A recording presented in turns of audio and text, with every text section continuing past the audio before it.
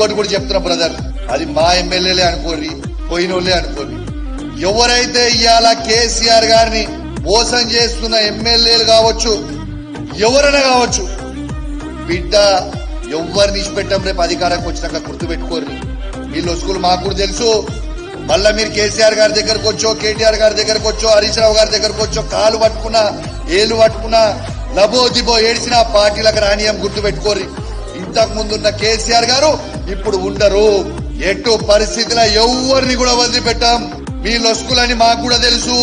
ఇప్పుడు మీరు అధికార పార్టీలో పోగానే మీ లొసుకులని మూసుకుంటే అని మీరు అనుకోకుర్రి. మళ్ళా 5 ఏళ్ల కేసీఆర్ ముఖ్యమంత్రి అవుతాడు, అప్పుడు ఉంటదరా స్వామి రంగా, మీకు ఉంటది.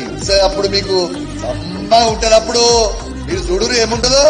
కానీ బిడ్డ 5 ఏళ్ల వరకు ఎంజాయ్ చేస్తారు కావచ్చు, 5 ఏళ్ల తర్వాత మీకుంటది చూడు స్వామి రంగా, తర్వాత చూడు ఎట్లుంటదో మీ కథ.